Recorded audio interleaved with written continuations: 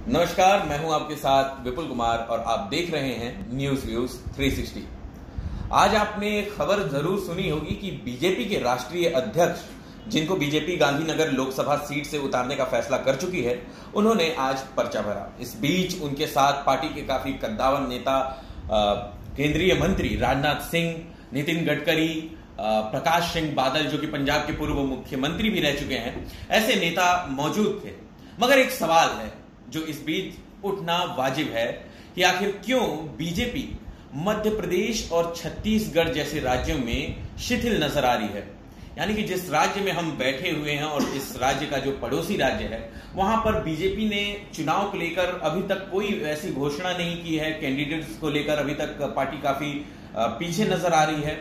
इन तमाम सवालों के जवाब जानने की कोशिश करते हैं, इसलिए आज मेरे साथ मौजूद हैं निखिल भटनागर जी, जिनसे हम चर्चा करेंगे कि आखिर क्यों, क्या वजह हो सकती है इसके पीछे और इसका नतीजा क्या निकलने वाला है। तो आप इस सारे परिदृश्य को देखकर क्या इसके पीछे एक चित्र तैयार करते हैं? सबसे पहले क्या वजह हो सकती है? सबसे पहले आपने जो बात बताई कि आज उनने जो पर्चा भरा, अपन उस पर बात करें तो गांधीनगर सीट से उन्होंने पर्चा भरा। अमित शाह पहली बार लोकसभा चुनाव लड़ने जा रहे हैं। शायद हो सकता है वो एक शक्ति प्रदर्शन कर रहे हैं, क्योंकि अगर देखा जाए तो गुजरात में इस बार जो चुनाव हुए हैं, जो विधानसभा चुनाव हुए, तो उसमें भाजपा जो है सरकार जब उसने बनाई तो वो सिर्फ शहरों से ही जीती है, गाँव में नहीं जीती है।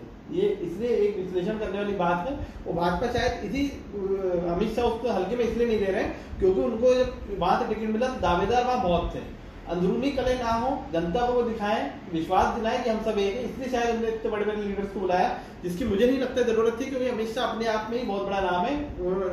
उन्हें राजनीति का और चुनाव विश्लेषण का चाणक्य कहा जाता है। अपनी रणनीति से वो अच्छे से अच्छा चुनाव जितवा सकते हैं। पिछली बार का चुनाव हमने देखा था 2014 लोकसभा में, उनने किस तरीके से उत्तर प्रदेश में एक सुनामी ला दी थी भाजपा की।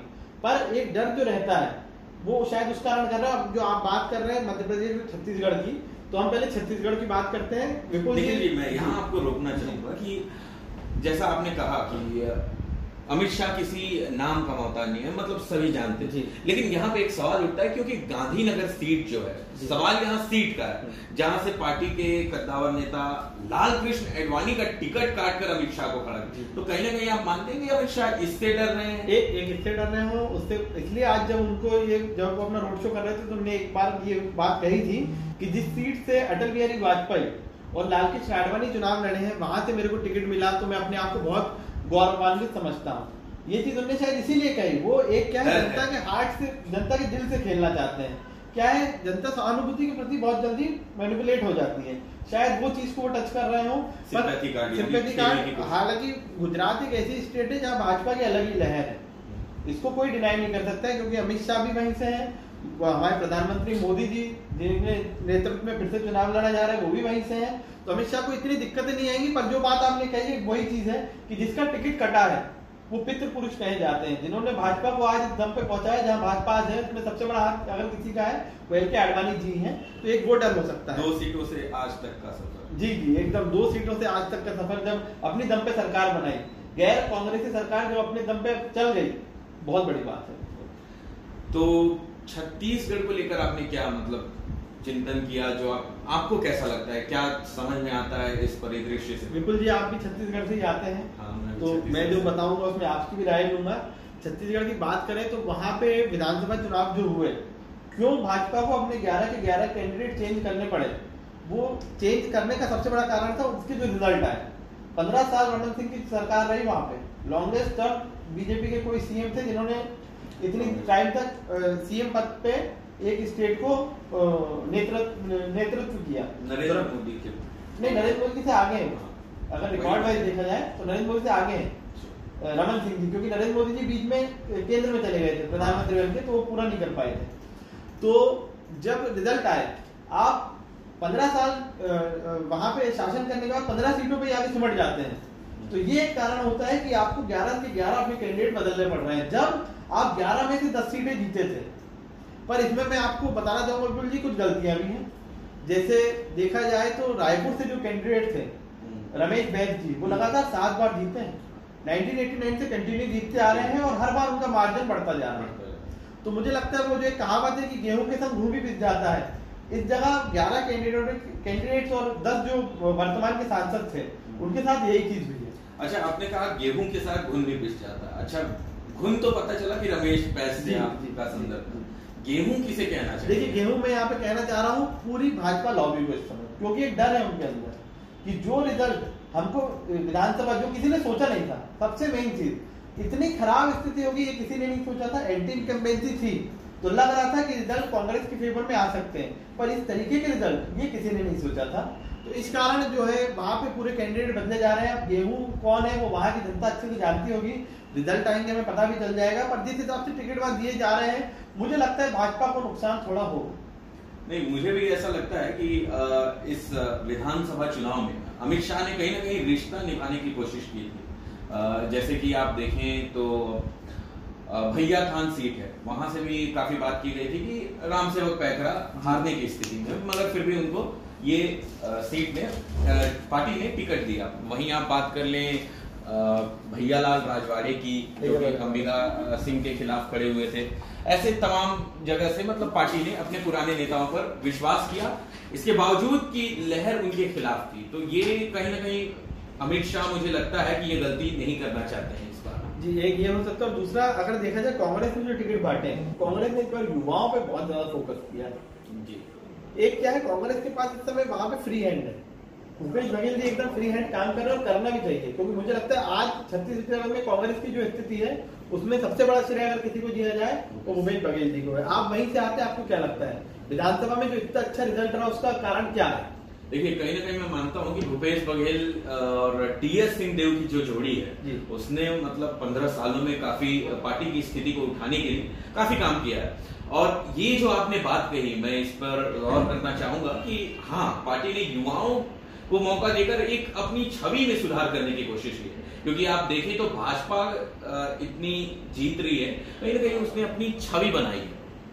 अगर आप देखें कि कांकेर सीट से मैं बात करूं तो कांकेर सीट से पार्टी ने बिल्कुल नए कैंडिडेट पर भरोसा किया है, जो कि जिला पंचायत के सदस्य हैं। ये सबसे बड़ी बात है ठाकुर, इस समय काफी बड़ी बात। इस समय कांग्रेस जो कर रही है वो यही चीज कर रही है। हाँ, मतलब देखिए, किसी ने नहीं सोचा होगा जिला पंचायत के आप सदस्य को आप सीधे टिकट दे दिए लोकसभा। बहुत बड़ी बात होती है, बहुत बड़ी बात होती है। इसी बीच बस्तर जैसे नक्सल प्रभावित इलाकों में भी पार्टी ने इस चीज को समझा है कि नक्सल प्रभावित इलाकों में लोग, हो सकता है आप युवा चेहरे पर एक विश्वास जता सकते हैं, लोगों से विश्वास कायम करवा सकते हैं कि हाँ ये नया है, ये उस चीज से उलट है। तो आप देख सकते हैं कि बस्तर सीट से पार्टी ने दीपक बैच को मौका दिया है, जो कि 2 बार से मैं समझता हूँ विधायक रहे हैं। चित्रकूट सीट से वो चित्रकूट सीट से 2 बार जीते हैं। हाँ, और युवा हैं। प्रेमनगर के सिटिंग एमएलए जो कि खेलसाय सिंह हैं, वो उन्हें भी पार्टी लोकसभा चुनाव में मौका देने जा रही है। तो चलिए अब बात करते हैं मध्य प्रदेश की।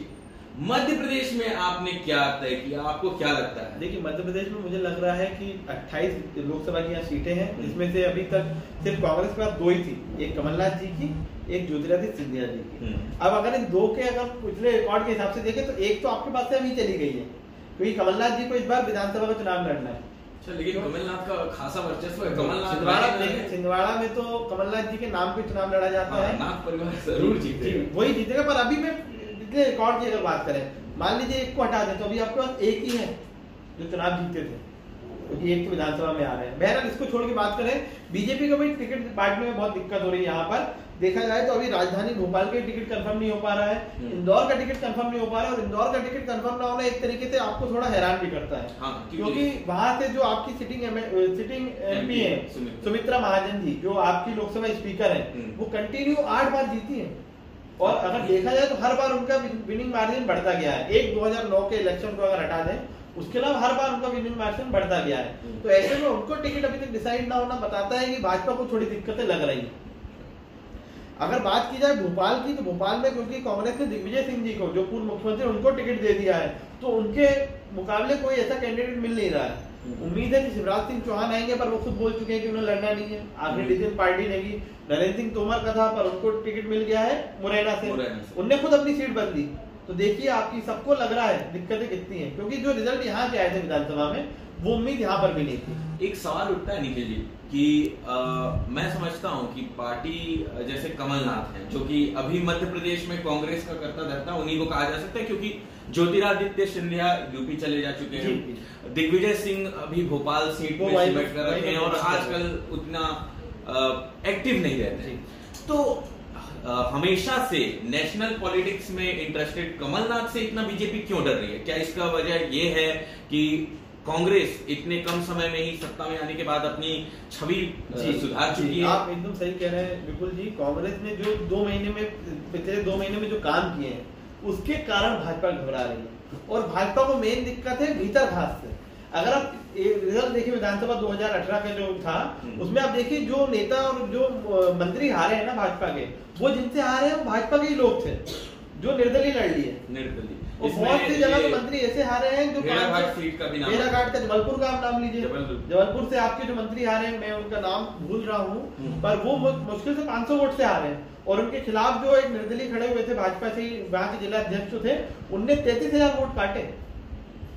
तो ये इस चीज से भाजपा डर रही है कि हम कैसे कैंडिडेट को टिकट दें, कहीं उसके बाद इसी तरीके की बात ना हो और हमारे लोग ही हमारे खिलाफ ना खड़े हो जाए। ये दिक्कत एक आ रही है, और मेन चीज क्या है कि यहाँ पे भी भाजपा को भी चेहरे की दिक्कत है। शिवराज सिंह चौहान अगर फिर से आते हैं और लड़ जाते हैं तो वही चीज होगी कि वो अपने आप को फिर से साबित कर दी, और एमपी में उनके अलावा कोई नहीं है। तो मेरे ख्याल से इस समय भाजपा नेतृत्व नहीं चाहेगा कि ये मैसेज जाए लोगों के पास।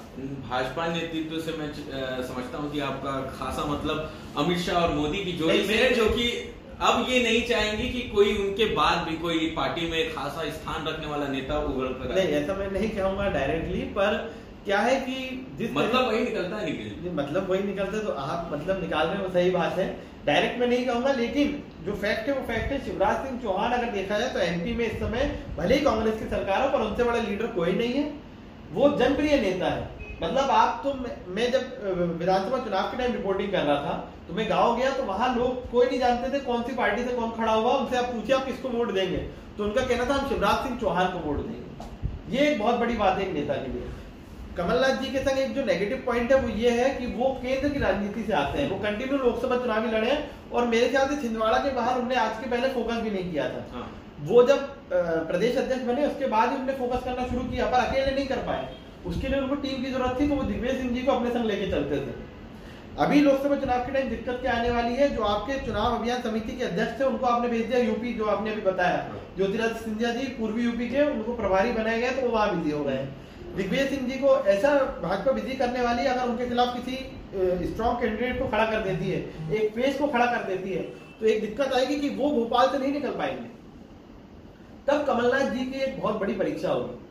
एक सवाल यहाँ पे भी उठता है कि इस बार कांग्रेस ने भाजपा को ऐसे घेरा है कि इनका मतलब ऐसा लग रहा है, कांग्रेस की रणनीति ये है कि जितने भी भाजपा के कद्दावर नेता हैं उनको अपने तरीके से इस्तेमाल कर लिया जाए। जैसे कि आप देख सकते हैं कांग्रेस ही नहीं विपक्ष के भी, जैसे बेगूसराय से कन्हैया कुमार क्योंकि खड़े हो रहे हैं, इसलिए पार्टी को ऐसा कैंडिडेट चाहिए था जो कन्हैया के खिलाफ खड़ा हो सके, तो वहां से गिरिराज सिंह को इस्तेमाल कर लिया गया एक तरह से, और मुझे लगता है विपक्ष इस्तेमाल कर रहा है भाजपा के कैंडिडेट। जी, वो लड़ना भी नहीं चाह रहे थे, वो अपनी सीट बदलने में बहुत दुखी थे, और जब से उन्हें पता चला कि उनके ओपोनेंट में ये खड़े हो रहे हैं तो तब से वो और ज्यादा दुखी हो गए।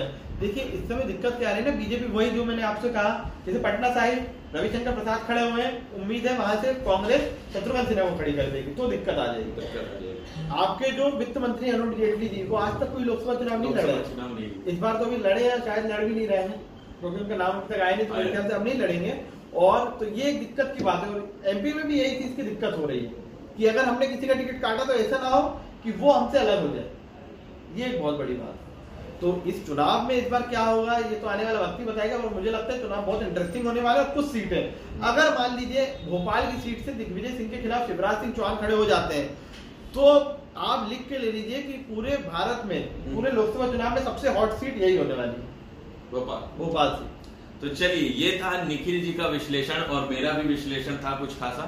तो चलिए, आप देख सकते हैं कि 15 सालों से सत्ता में रह चुकी बीजेपी को उतने ही सीट आए जितने सालों तक वो सत्ता में रही। कहीं ना कहीं डर का माहौल तो है बीजेपी में, क्योंकि अपने सारे एलाइज को वो अपने साथ रखने में बिल्कुल कोशिश कर रही है, इसके बावजूद कि एलायंस उसका विरोध कर रहे हैं। इस कड़ी में आप देख सकते हैं शिवसेना का नाम बहुत पहले आता है। काफी खासा होने वाला है ये चुनाव, काफी दिलचस्प होने वाला है। मैं 1 मिनट आपको रोकना चाहूंगा। आप जब शिवसेना अलायंस की बात कर रहे हैं, तो अगर आपको पता, संजय राउत जी तो शिवसेना के मेन स्पोक्स पर्सन उनने कहा है कि अगर किरीट सोमैया को टिकट मिलता है, मतलब जो भाजपा पूर्वी महाराष्ट्र से लड़ते हैं, उनने कहा अगर उन्हें टिकट दिया जाता है भाजपा से तो मेरे भाई निर्दलीय लड़ेंगे। ये पार्टी इस बीच एमएनएस के नेता राज ठाकरे का भी एक बयान आया है जिसमें उन्होंने नितिन माफ कीजिएगा, देवेंद्र फडणवीस जो कि मौजूदा मुख्यमंत्री हैं उन्हें फुग्गा कह डाला। ये काफी बड़ा मायना निकलता है इससे। खैर चुनाव तो दिलचस्प होने वाला है, चुनाव बहुत दिलचस्प होने वाला है इस बार। मतलब वैसा रिजल्ट आप ना उम्मीद करें जो पिछली बार किया था। इस बार कांग्रेस बहुत टफ फाइट देने वाली है। टफ फाइट यानी आप कह सकते हैं कांग्रेस टफ फाइट देने वाली है, यानी राहुल गांधी अब पप्पू की छवि से भी शायद बाहर आ सकेंगे, या फिर मोदी अपना 56 इंच का सीना शायद इस बार न दिखा सके। जो भी नतीजा हो काफी दिलचस्प होगा। लोकतंत्र का चुनाव है, नेता के साथ मतदाता भी काफी बहुत उत्साहित है। और ऐसी ही विश्लेषणों के लिए, ऐसे ही खास खबरों के लिए बने रहिए हमारे साथ, देखते रहिए न्यूज़ व्यूज 360।